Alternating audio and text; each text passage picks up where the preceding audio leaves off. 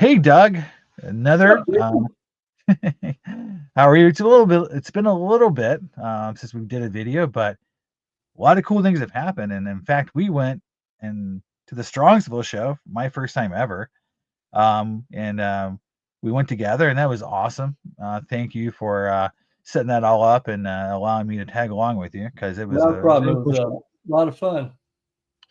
Yeah, for me it was great because going to the show, there was things going on at work, and at one point I thought I may have to go back to to work, fly back to work. But it all worked out, and I was able to actually enjoy the show. So that was good.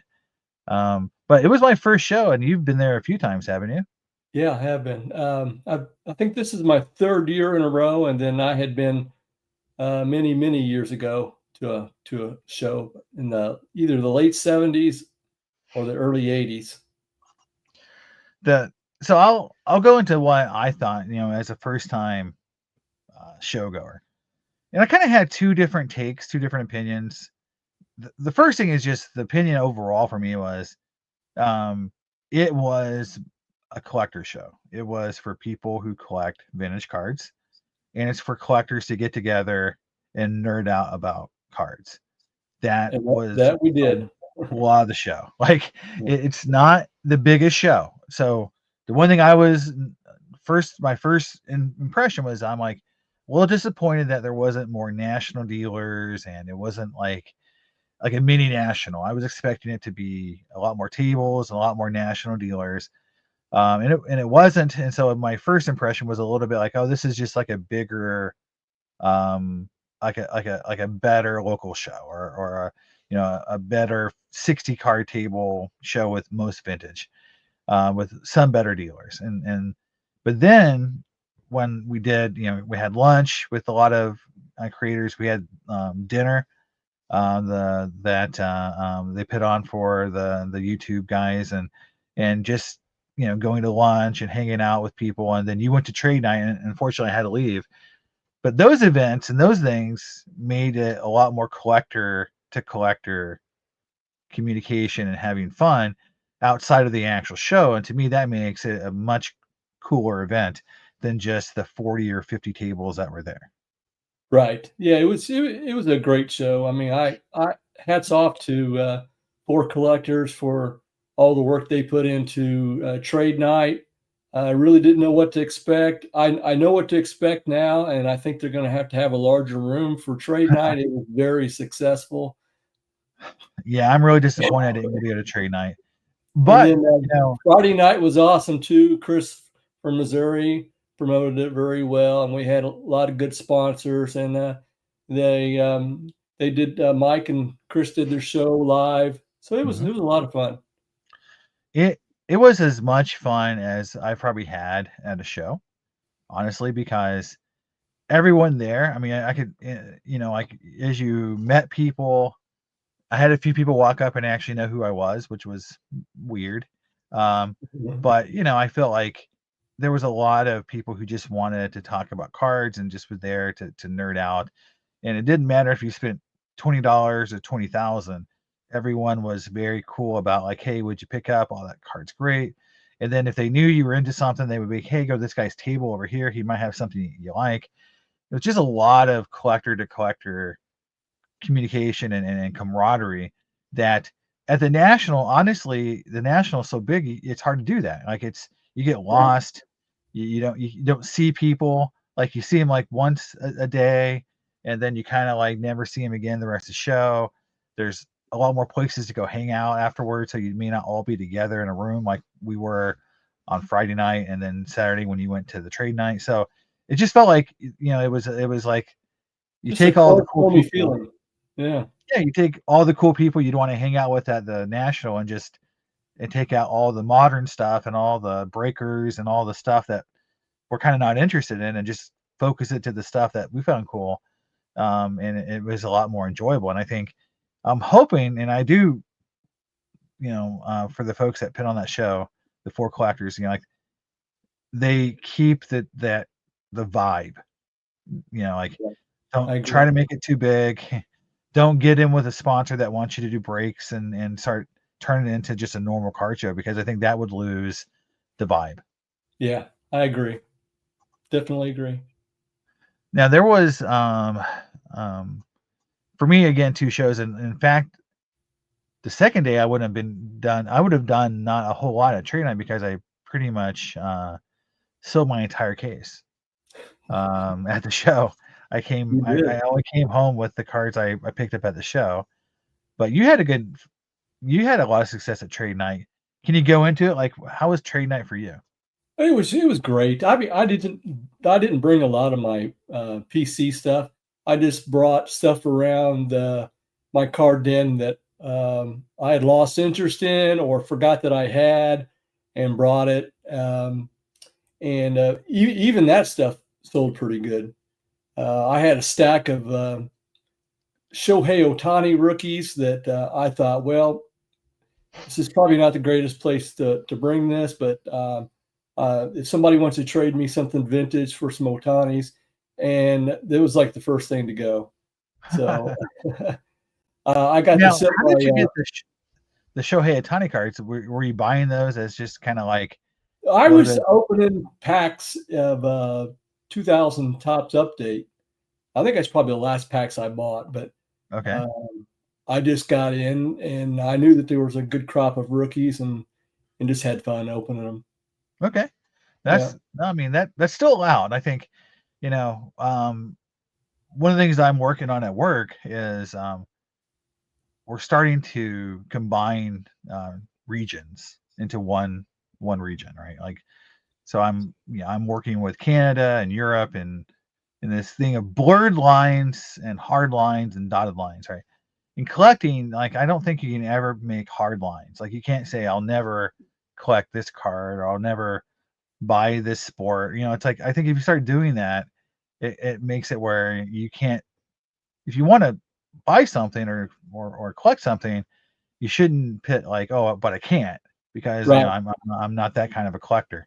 Right. Um, to me, I think that's the wrong way of looking at it because for me, like when I went into pre-war, and I've always had some pre-war in my collection, but it's like when I said I'm going to kind of divest 50s and 60s and 70s to get into pre-war, um, you know, which I did at the show and have like in a real big way at this show.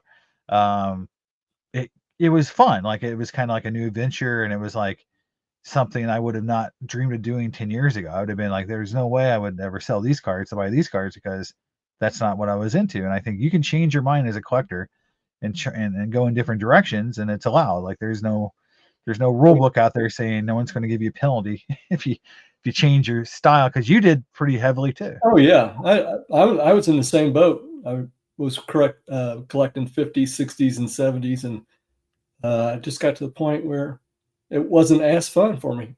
Yeah, So yeah, yeah. I think that's I think it's how it is. And I look at what I collect today, and I feel like there's more of it that fits into my puzzle versus it kind of being something that's like, why did I buy this? Like, what does this do in my collection? The thing I thought was really cool about you too, the show is you brought some comic cards I from did. the 70s, right? Yeah, Um, or and they did 60s. really well, or 60s, yeah, they did really Yeah, well for you. yeah. I used them in trade bait towards a card that a vintage card that I wanted, and I did really well with them. They were higher grades from the '66 Marvel superheroes. Just a childhood set, and I decided that if I was ever going to get rid of them, I'd have to send them in and get them graded. And SGC gave them pretty good grades, and so they had some value to them. I was surprised that there's as many people still collecting those as what they do. Well, it's like I always find that shows there's always this sort of like magical connection between a card you want, the dealer that you're dealing with, and what they want that makes deals happen, right? Because he happened to have the card you really wanted. It's actually in your top 10 list for Yes, cards to pick up this year. yes, Um, and he wanted those cards. So it was like very serendipitous that like the guy that had the card you wanted the cards that you had. Yeah, he You actually never look. had one of the graded cards that I have from my set in his display case, and I asked him, "Hey, do you collect those?" And he said, "Yeah, I do." So it worked out really well. Yeah, it's just crazy. And then for me, it's like day one, I was a little disappointed, not because of the show. In fact, that night was amazing. With the pizza party and the live event. That was cool. It was just sort of like I was expecting more to pick from a dealer perspective. But when I got back on Saturday and really went into the room and dug in, um, like I overlooked the guy I did the trade with Ash. I really overlooked his table because he had so many cards, but I didn't really sit and look at what he really had. And then I found out, wow, he had a lot of really cool cards I would really like to have. Um, He's got a because lot of eye candy. he does, and the reason I overlooked it is because he has so many big cards, right? That I'm just like, I can't afford a lot of the cards he has in his cases. But then when I started looking, there was a lot of cards. I'm like, oh, there are some really cool ones. And then for some reason, the card I ended up trading for at the end, I never saw until literally the last 2 hours of the show. Yeah, and then before I had to leave, and then we made a deal. But that card I never saw, and it's Yeah, just I thought weird. you would saw that card. No, well, the problem is I think it's very easy to with these kind of rare backs and different variations to kind of get blinded to seeing a really rare card because you're so used to seeing the common version, Right. and like, oh, like on T206 cards, like, I see Chief Bender cards all the time, and I'm like, I have almost every Bender common back variation, you know, that he has. So it's like I don't care about Piedmont, whatever, like, so I don't really look at them. But then Right. when someone has an old mill or a sovereign or kind of the mid-tier rarity, I'm like, oh, I still need some of those. And Yeah. then, like something even more rare. But sometimes I quit looking at them because I'm just used to seeing everything as Sweet Capital and Piedmont. Yeah. I don't even see what the back is. And then, back in the old days, they wouldn't put the back on the front of the card, right? You had to Correct. flip the card over to see what back it was. Yep. So yeah, like that was really interesting. So, to kind of wait to the last minute to hit or to find a really cool card.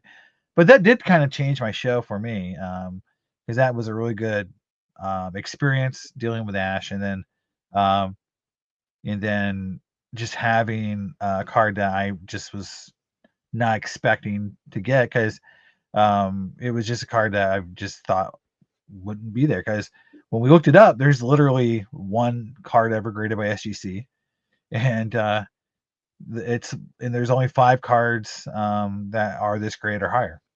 Right. So it is the Yep. highest graded card from SGC. So It's it's just like, phenomenal. yeah, I didn't Phenomenal expect that to card. be there.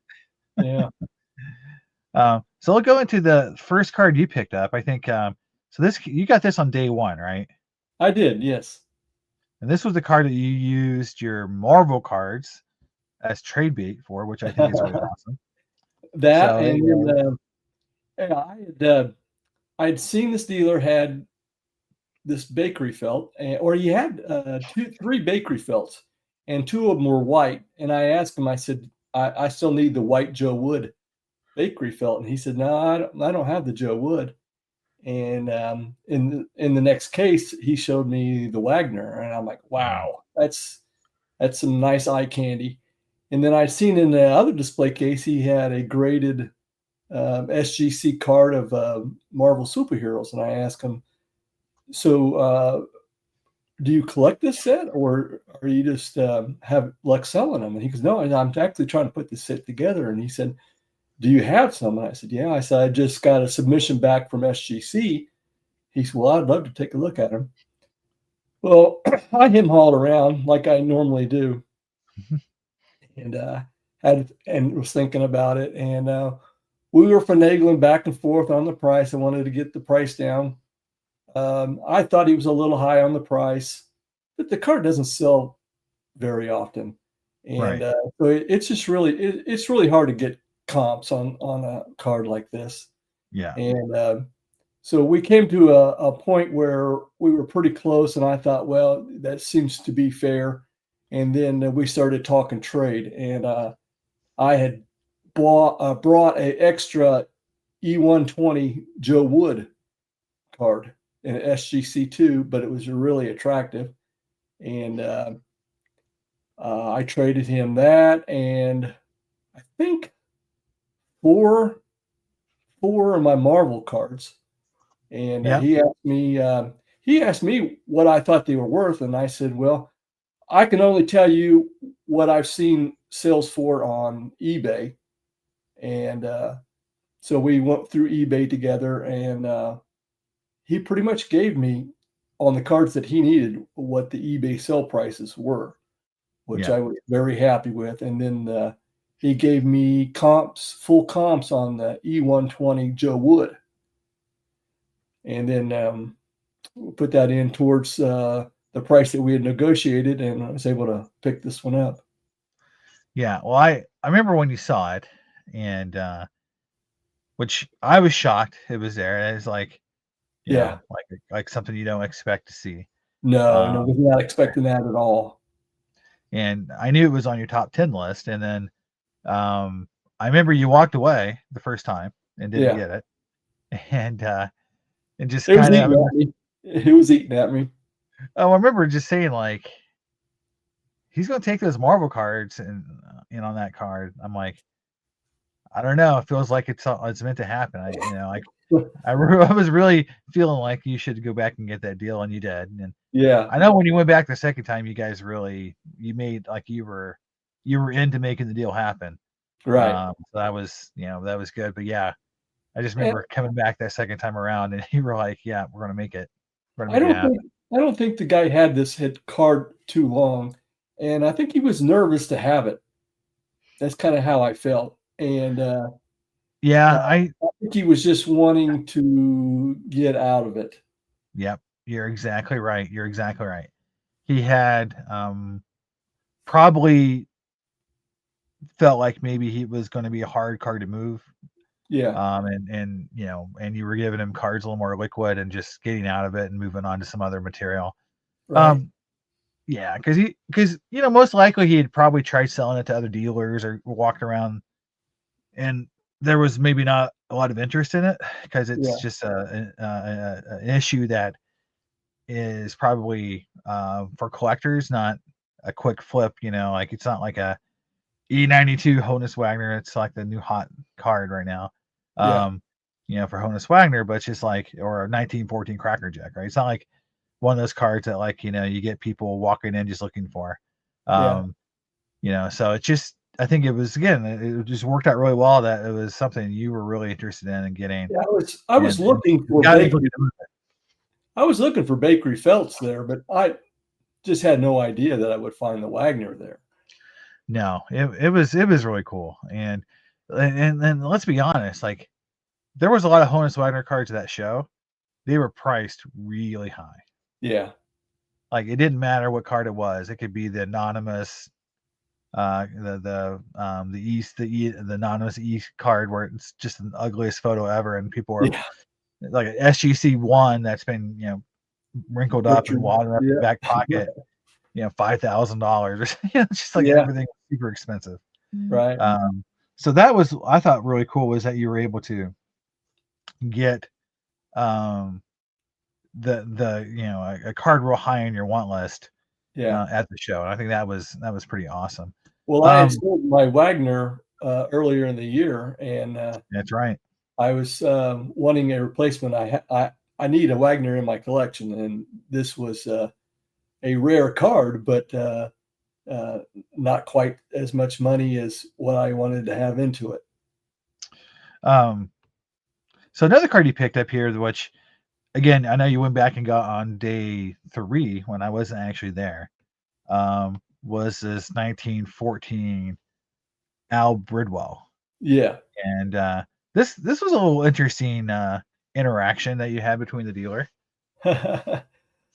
He was being pretty harsh on, what he wanted for the price, and so I kinda walked away the first day.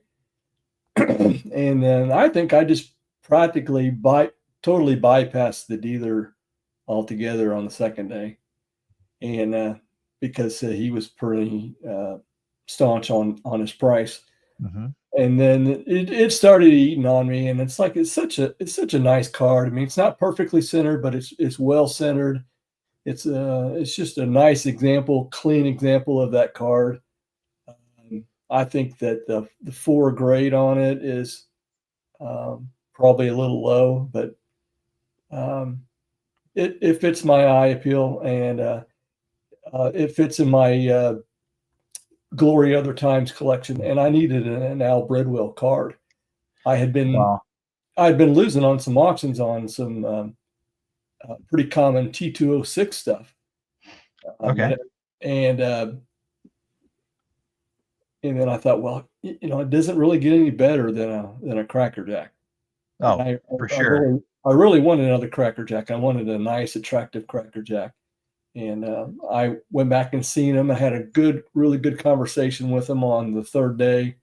I got to know the dealer a little bit better, and we were able to work out a deal. Well, that's an interesting thought to on the going back and kind of reestablishing, um, you know, a rapport with the dealer Yeah, because we had a conversation, before the video about just with dealers because we had an interesting interaction with the dealer while we were there, or I did, um, and you know, in a way that was pretty negative. If you were just going to get right off, and say it.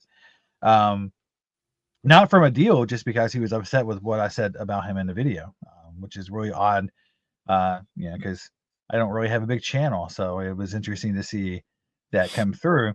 But the idea because I know he kind of waved you away or kind of dismissed you a little bit, and in a way that probably as a for customer services purposes, you probably shouldn't treat your customers in a way that's dismissive and negative if you want to have repeat business. And I feel like there is a interesting thing about this hobby is, you know, some dealers are very good at customer service and some aren't.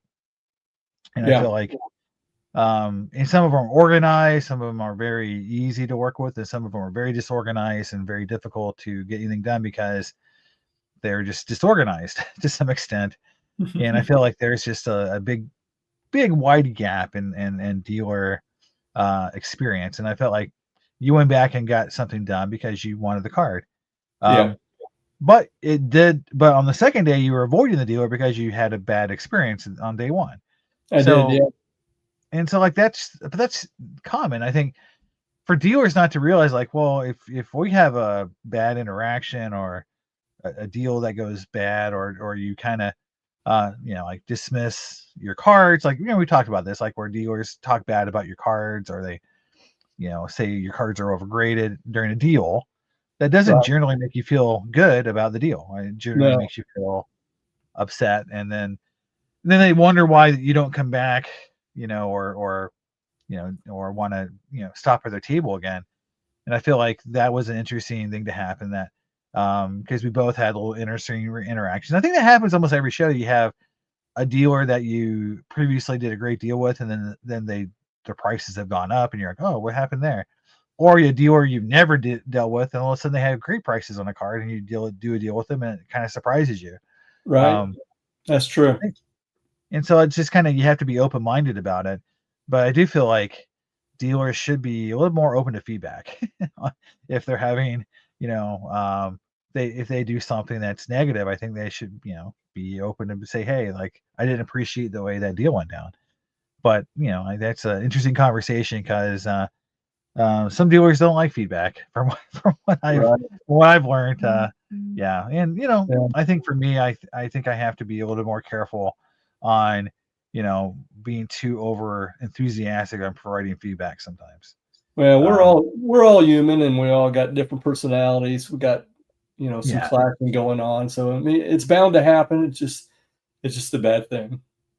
yeah, and I think too. It's a we talk about this. It's a hobby, but sometimes these dealers are making a lot of money. So if you're spending $10,000, $20,000 at a show with a dealer, you would at least expect that they would treat you nicely and not act like you're bothering them when you talk to them. Yeah. Yeah, I was joking because I know, like, in one of the video, I bought a card from Stan, and then he did a deal with another guy, and he gave him like a freebie. I'm like, where's my freebie? I spent some money. I didn't get a freebie, but I didn't really care. It's just kind of funny, like, dealers definitely have a little bit of a different way of treating each customer, and that's fine. It's Right, kind of like you have, people that what do they call them, like long term, customers versus like you don't know who I am. So yeah, it's fine. right. It was my first time I ever bought a card from him actually. Um, Now the last thing you got here, at the show, which I thought was the coolest thing you picked up just because of how neat it was. Yeah, Not, I mean, the Wagner card is Honus Wagner, right? It right. doesn't hardly get much better than that. But this, I think, from a cool factor, was probably the coolest thing you picked up. Yeah, I almost walked away from this several times. Well, I actually did walk away from it.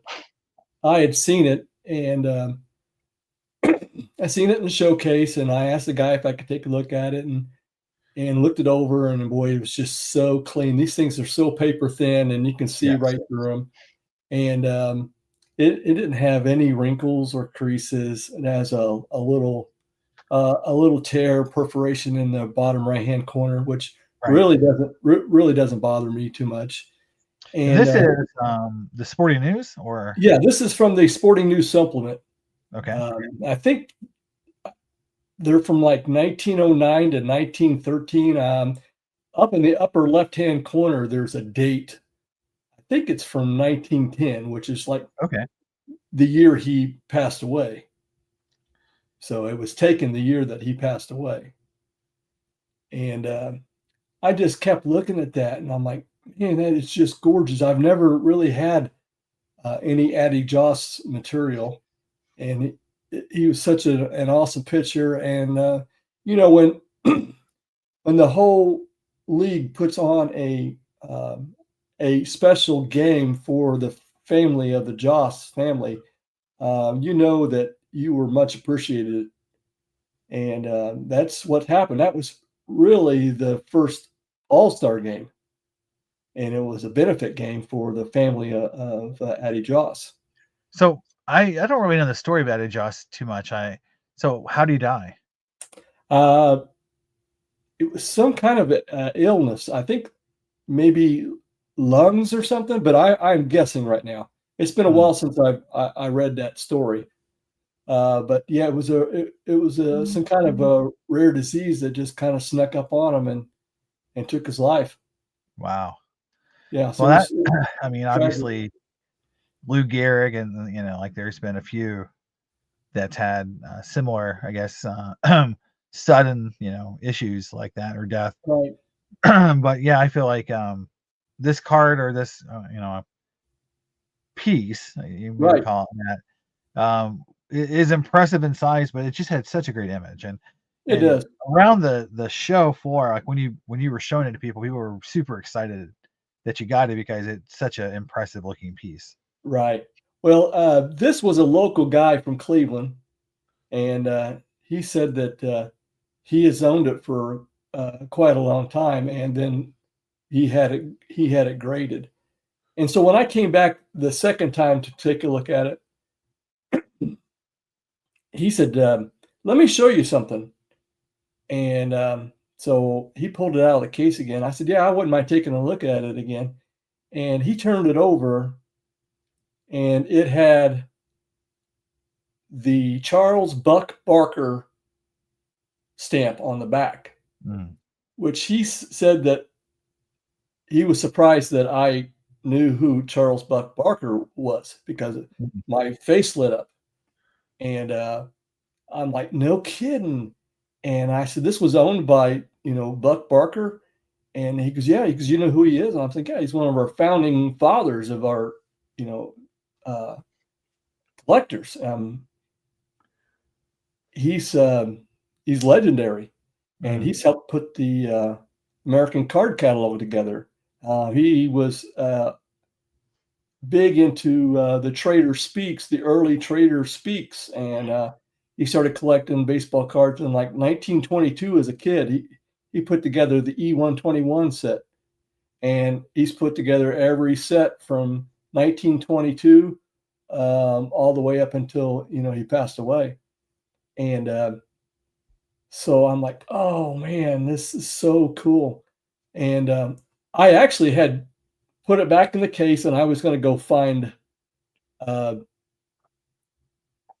uh, another buddy of mine, and I turned around, and he was right behind me, and it was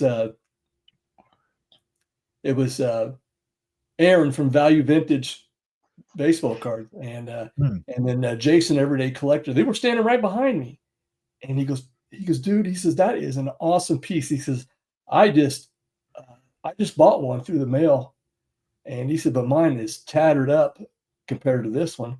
And he says, I don't know what they got price on it, but he said if it's decent price, he said I'd pick that up.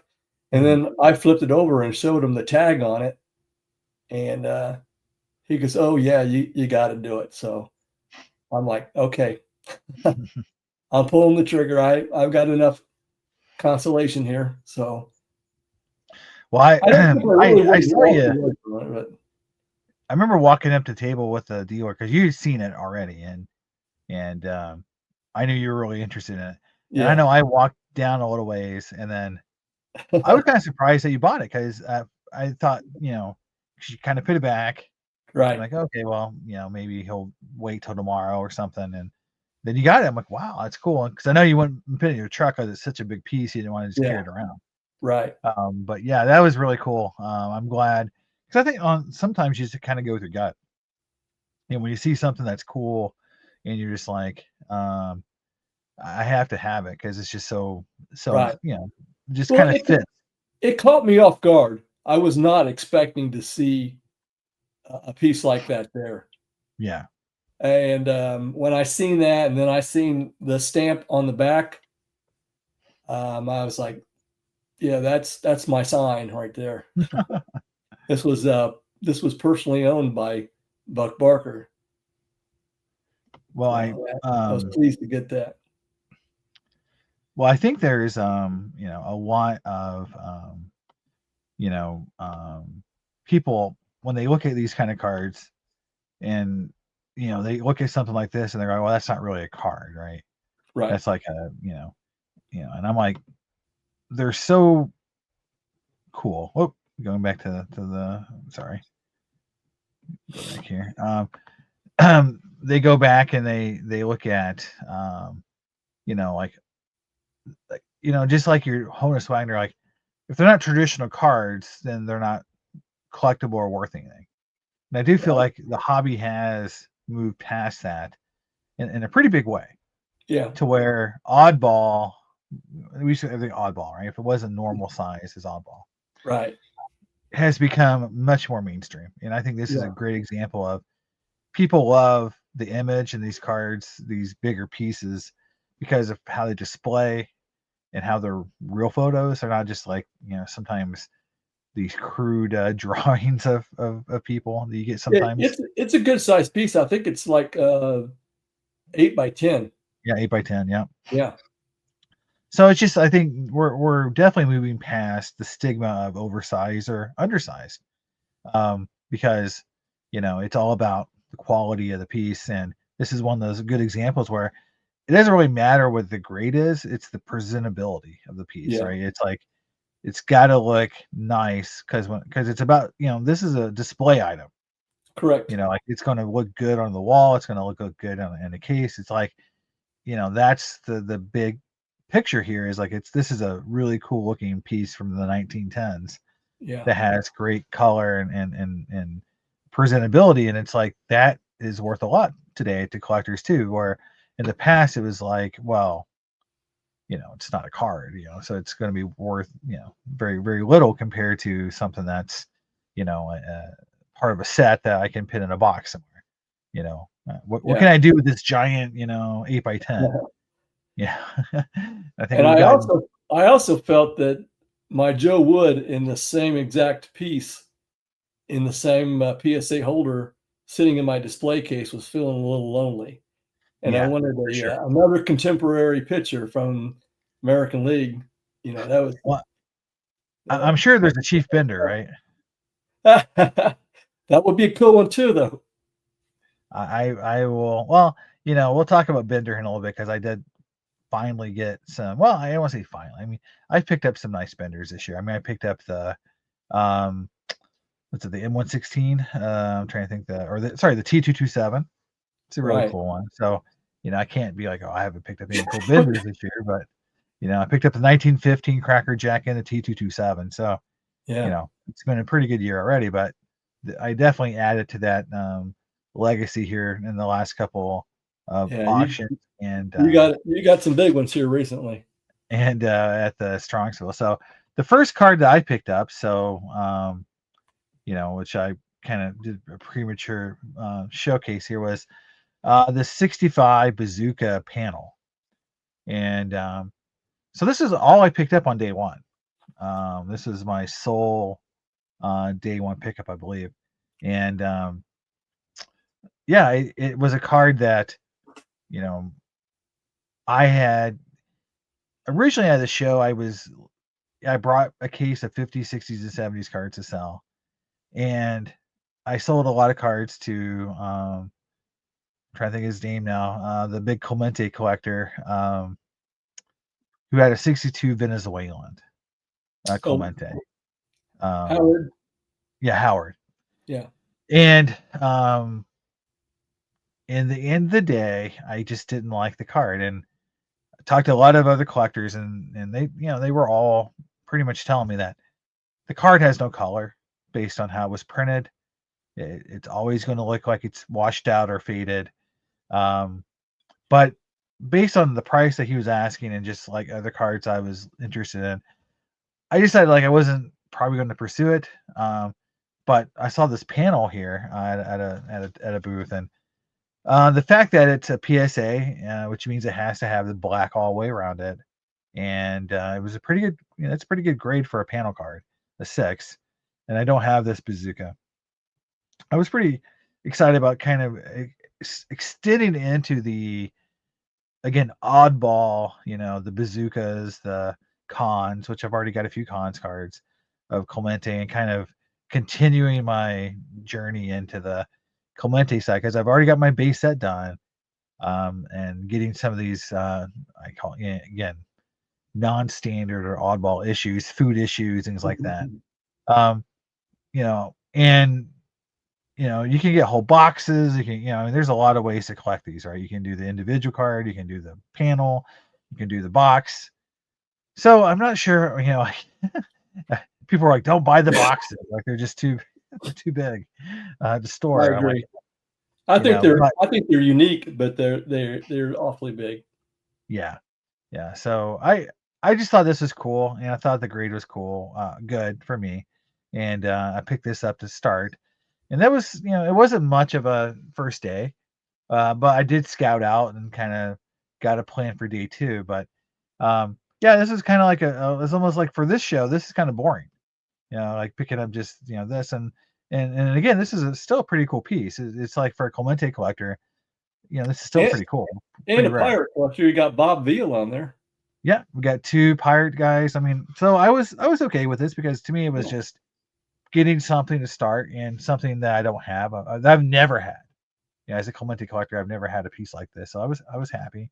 But day two, my next pickup was, to me, pretty unique. Yeah. For one thing, the George Miller, Paul Wayner. Um, Beautiful. this card is gorgeous. It really is. Um, a lot of collectors when after I got it looked at it, and it's just puzzling as to the grade 3. There has to be some damage that is not very visible on the front and back, at either a crease that, like some spider creases that somewhere in the card, or there's some paper loss that I couldn't find. But if you look at the front, it is a very nice looking 3. Now, the one thing that was interesting to me was the George Miller set itself. There wasn't many full size cards at the show. There was a few that were redeemed that had or kind of cut like cut off. They're not cut in half. They're kind of like a two-third, like a third of the cards cut. Um, but you know, having the full size card is, I think, much better than having the redeemed version of it. Um, so yeah, this was kind of like starting out day two for me, and kind of having a card that is rare, fits in the pirate collection, and just generally is a great looking card, for this time period. I like this card better than the Diamond Stars, and then everybody raves about Diamond Stars. I love this. It's a I beautiful I card. agree. Yeah, I think in general, I know that at the current REA auction, there's a Jimmy Fox 6 on, and I think it's a 6. It's got a lot of bids. It's yeah, very people really like this set, when you right. get them like this, and um, yeah, I'm really excited. I've never owned a card from the set. I've had some tattoo orbits, but this card to me is a lot nicer. I think D-Long would be another set that you'd say like, okay, well, from the same time period that has a lot of good eye appeal. But Yeah, seeing this in hand for the first time, a full size Wainer, I was really shocked. And I got this from Ash on day two, real early. So this was kind of like, I kind of pulled the trigger. I'm like, this card's super cool. I'm gonna go ahead and buy it. And he had it priced super good as well. Like it was priced right where it needed to be. It was not, and that was another factor too. It was just priced well. It was a yeah, great card, and he had it priced, which I thought he could have been a little bit higher on it actually, and it still would have been a good deal. So I felt comfortable with the price, and it's just one of those cards that when you look at it in hand, it's like, wow, that's a cool card.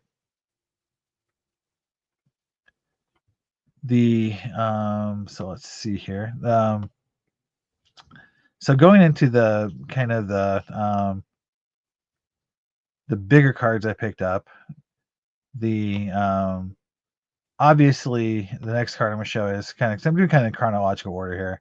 Um, this is the card I picked up from Stan, and this is on my top 10 list.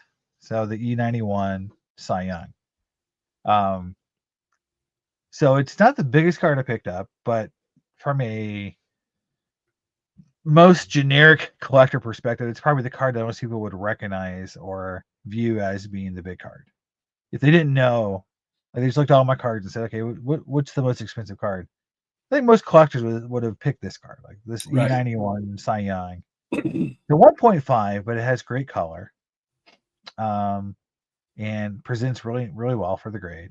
It does. And there was Ash had one as well, and it was really rough compared to this one. It was either Ash or I think it was Ash that had the second one, and it was a pretty rough for the grade Yeah, compared to this one. Um, and I think they were compatible in or comparable in grades too. they were the exact same grade, Yeah, yeah, and this one was just a lot nicer. Um, yeah, I've owned this card once before, and I regretted selling it, and I'm just super stoked that I was able to get this to find a card in my top 10, because I think that's the cool thing is we both found cards in our top 10 at this show, yeah, and this was one that um, you know um, Southern Collector, he picked up the E91 Matthewson at the show at the trade night. That was awesome. I wish I'd have seen that. But yeah, I'm really enjoying the E91 set. I have the Bender, and I have another card I picked up at the show from the set, and then so I probably have about 5 cards from the set now, and I'm really enjoying the set. I know it's got a Joe Jackson, which makes the set almost impossible now to ever put together. yeah. The Uh, Tris Speaker is pretty tough too. yeah, it's a tough set. I mean, there are some variations in how nice the cards are in terms of the um, translation of the picture to the card. Some cards look really nice and some look a little rough in how they depicted the player. Yeah, But I do think in general, like how they did this Cy Young is a beautiful card. It is great. I think they take this picture from the Bryce Williams card from 1903. Yeah, because the uniform itself makes the card. I mean, this is kind of like one of the OG color matches, right? I mean, Yeah, the Red Sox uniform with the red background makes it, have the eye appeal that everyone kind of really loves in the set. yeah. So What makes this one is really nice is that red background on yeah, your card, and a lot of times you'll have the red background, but you'll have all these spider creases mhm. going through them, and this one is absent of any. Yeah, It and I think just that looks the the thing red is, pop. yeah, it's got the rounded corners, but it's just like it's a very uniform looking card that Yeah, had, to me, it's very stoked that it was available. Now, did I get a good deal on it? I would say I paid more than last comp, but it's about eye appeal that you have to kind of go for, and so you pay more for eye appeal, and I think that's sort of it made sense to me. I mean, once I got the deal, and this came from Stans, so I felt like it was an okay deal, but it definitely wasn't like a value. Like I was like, oh, I got this under comp. The George Miller card I got under comp. This card I was kind of right on, or about 10% over, what the last one sold. But it's all, but that's the IPO, what you call the IPO tax, right? yeah, and You it's know, an A-list card. yes. And in reality, I think it would have sold if I hadn't bought it. Someone would have bought it at the show. I think it wouldn't have survived. I think the Right. entire 3 days. So I'm kind of glad I was kind of there early to be able to pick it up. But it was, on my list, and it was definitely the first thing once I sold some cards and had some cash, it was the first thing I really thought about going and spending money on. Because once I decided I wasn't going to get the Venezuelan Clemente, I'm like, okay, this is now the card I'm going to go get because I have the money and the funds to go grab it. So Yeah. um, the next card I'm going to show you that I picked up is kind of like um, I won't say it was like an impulse purchase, but as soon as he gave me a price on this card, I immediately bought it. Yeah, your ears perked up. Because it was like, um, I was almost kind of shocked that he, um, you know, kind of threw this price out. Um, get it up here real quick. Yeah, StreamYard is definitely a little more user friendly, but it's still a little clunky to get stuff up quickly. Here we go. I'll pull it up here. Uh, yeah. So when he gave me this price for this card, I was like, yeah, I have to go get it. Yeah. Eddie Plank, the E91. So in my other E91 pickup, and Plank just doesn't have that many cards. Let's just be honest. I mean, he's not one of those players for whatever reason that made it into all the crazy sets. I think he's got a Ramley, right? That's we were talking about. Like Yeah. he's got a, but like he doesn't have like all the variations like the T206. He's not in the T25. He's not in the T207.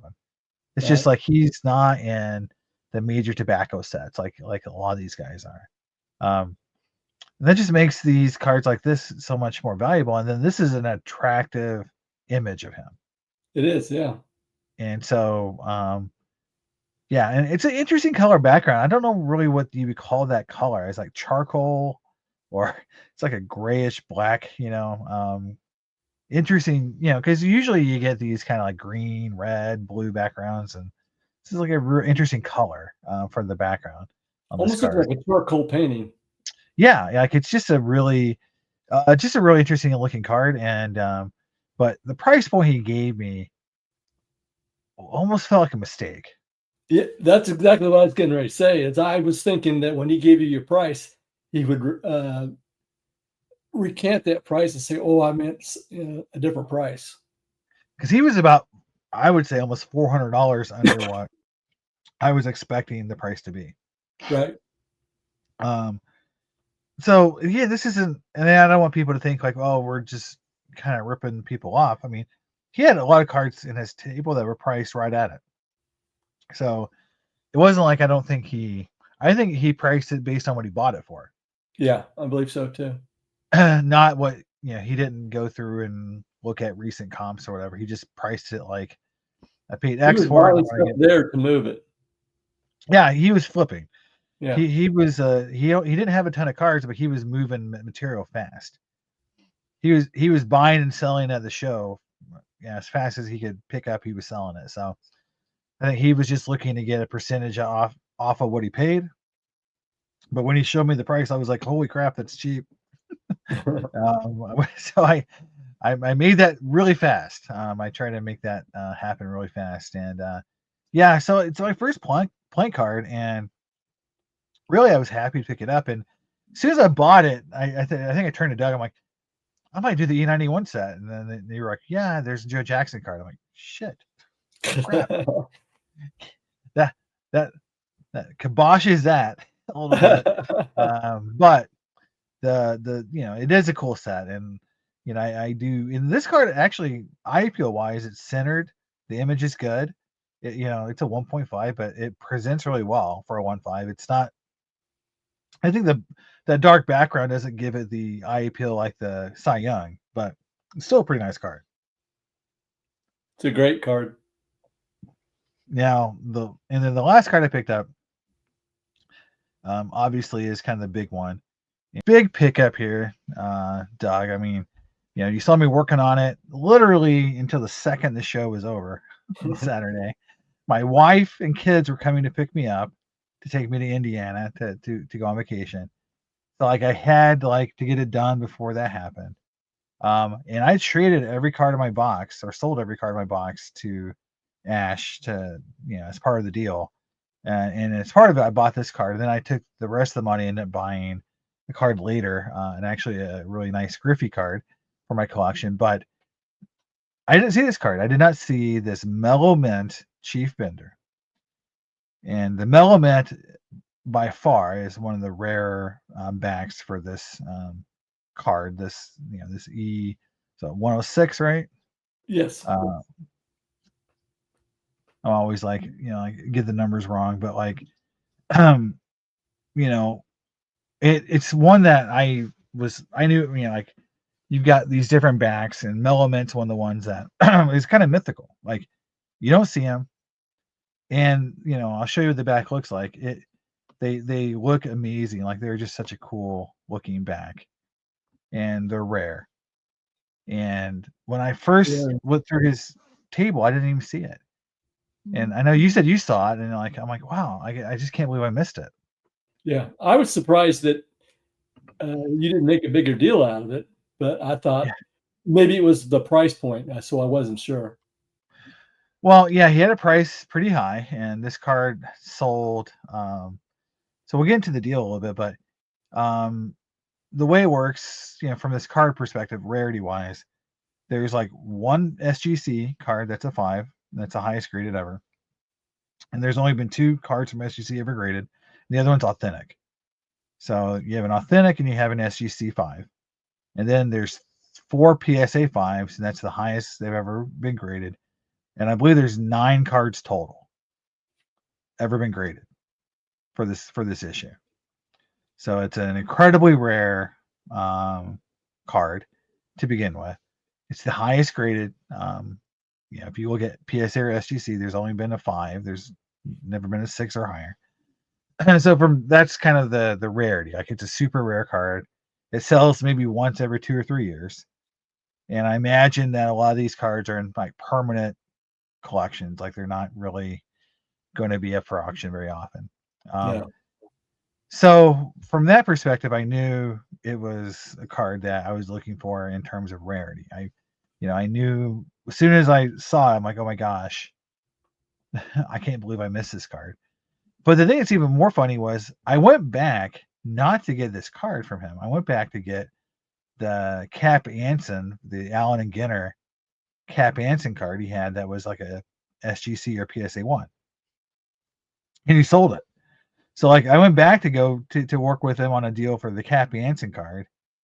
He sold it, and then while I was waiting because he was super busy, I saw this card, and I'm like, oh my gosh, I can't believe he has this card. And from there on, we worked out a deal.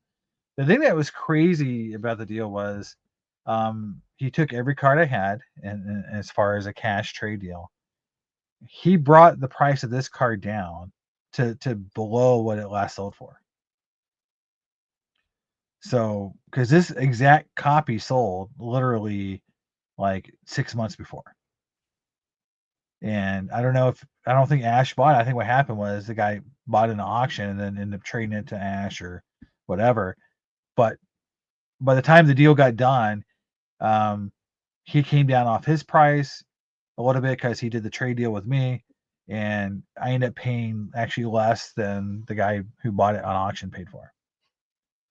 So that's kind of cool that I was able to get it underneath the last price.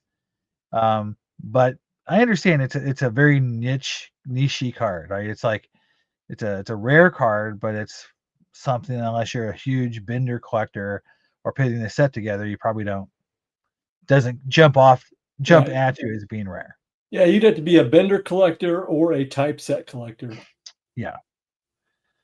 And that's sort of what happens in pre-war is like you get into these really rare cards and you have to kind of understand like it's going to appeal to a small subset of that collecting base, but the rarity is there to the point where even let's say non-Bender collectors would recognize the set as being rare.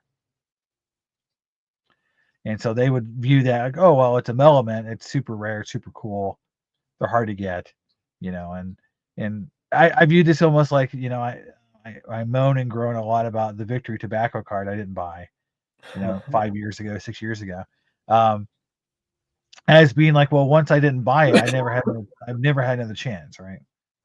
I think if I passed up on this card and then it sold, Yeah, you'd be in the same scenario.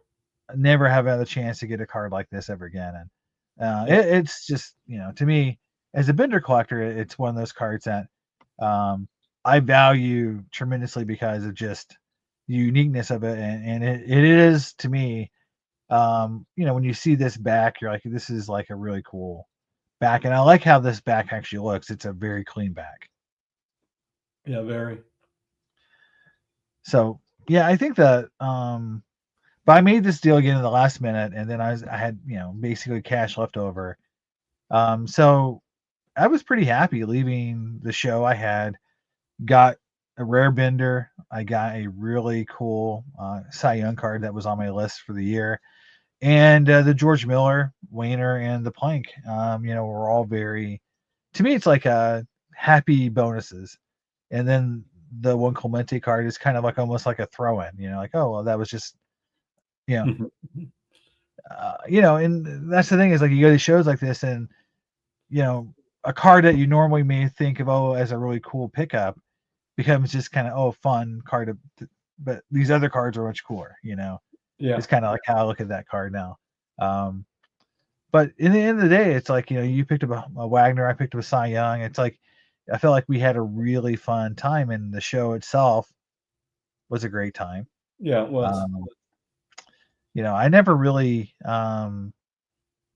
thought like I've had times where I've been at the national or the shows where the show itself was like like it wasn't fun every minute. Like there was parts where it's like like at the national with the AC wasn't on. I remember it was really hot in the room, Oh, and yeah.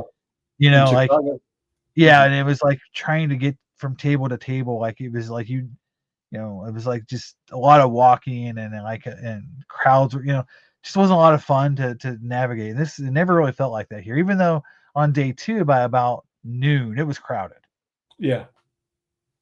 and you know, it's like from like 11 to like 3, it was super crowded. And then on the end, in the very beginning and the very end, it thinned out. But there was times when it was hard to get around.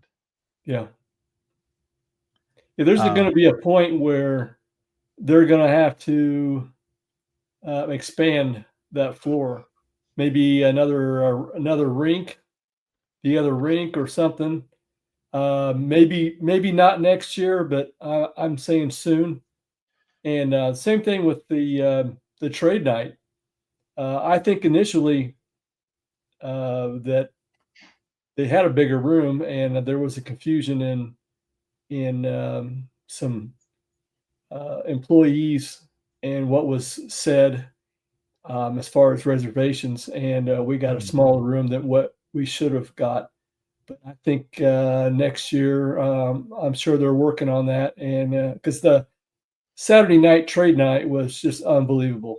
I really didn't know what to expect, but it went over really, really well, and I Well, I was think that greatly the thing surprised. about it is with the vintage guys is this is that there's a high motivation amongst those collectors to trade with themselves because they're looking to further the collection, right?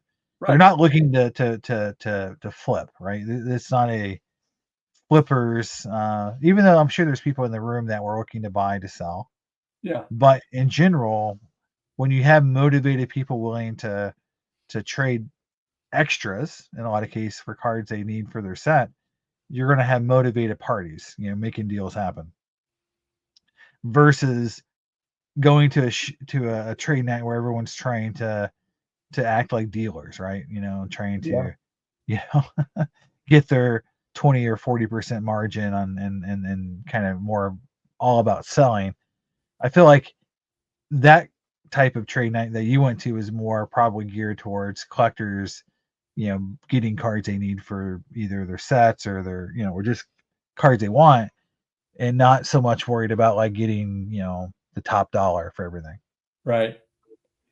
Being that this was the first year I wanted to contribute as part of the trade night, but I think next year I would just soon just walk around and visit with everybody and Yeah. get to see a lot of the guys and a lot of the of dealers and get to talk to more people. I kind of got stuck at the table, um, but it was still fun. It was a lot of fun. Yeah, I think in general, like the thing that I was happy about the show is that it was fun to just hang out with people that like almost like it was such a card nerd environment. It's just everyone was really enjoying cards Right. It was and true just having fun. enthusiasm. Yeah, for the hobby. Very enthusiastic, very Yeah. much into what they were collecting and what they were getting, and having people supporting and helping, like giving advice, like, hey, we think about this, we think about that. There's a lot of people who were just there to make it a better event, and I do think the national has that happen, but it's such a big show you don't get to experience it while it's happening. Yeah. Like there was a lot of deals being done that you could just walk right there and see it being done or talk to the guy right after. There was just like it felt like when someone would buy a cool card within 5 minutes, like we were talking about it or we were Yeah. seeing it. Yeah. And the national, it's like you might see them at trade night that night or whatever, but you're not. You very rarely are you close by when something happens. You're like, oh, that's cool. Let's check this out. Like people who got to go in early and kind of do deals prior to the show. Um, so I'm not sure that really affected me, but I do know like if you were there trying to find really cool early stuff, like there was a guy that we met doing the rare backs, on Right. T206, Yeah. and I do feel like like, or if you're doing Cracker Jacks, right? Those cards may have been gone early, and if you didn't get early access, you may not have been able to find those. So I do feel like getting early access to the show in the future might be a big deal if you're looking for some of the stuff that's really rare or moves really fast. Talking to you about RA because you got me back into it, and um, it's always I enjoy that auction a lot. Yeah, I do I too. have a lot of fun with it, and Yeah. it's better than eBay, it's better than anything else because it's just there's so much cool stuff in that auction. I just enjoy seeing the card sell and kind of being like, wow, look at that card. And, it's just to observe it, it's fun. But to win Yeah. a few cards, It's you know, very educational oh because yeah, you I get to mean, see cards pop up on there that you just rarely ever see, yeah, I and, mean, you showed that's me a how I card keep tonight. track of some of this stuff. Yeah, you showed me a card tonight that I've never seen before. Yeah, It's just like there's just every time, it's like, wow, look at that. And there are some cards in this auction that are yeah, incredibly rare, and so it'll be fun to see what some of those bring. yeah, I I'm mean, excited. I'm excited. yeah, me too. So, well, thanks, Doug. I appreciate hanging out with you, and Strongsville was amazing. It Thank you was. for for helping make that happen on my part because without you, I probably wouldn't have gone. So I Right. really appreciate it. All right, Doug. Well, thank you very much, and I enjoyed going through Strongsville with you. And hopefully, yeah, tomorrow, REA, and let's cross our fingers. Maybe we both win something, Yeah. and it'll be fun to see if we can or not. And Yeah, we'll I might talk be, some more. yeah, and I might have a 14 Cracker Jack tomorrow. You never know. Wow, that'd be awesome. That'd be That'd be awesome. awesome. All right, man. See you All right, later, thanks, and see Jason. you next time. Bye. Bye-bye.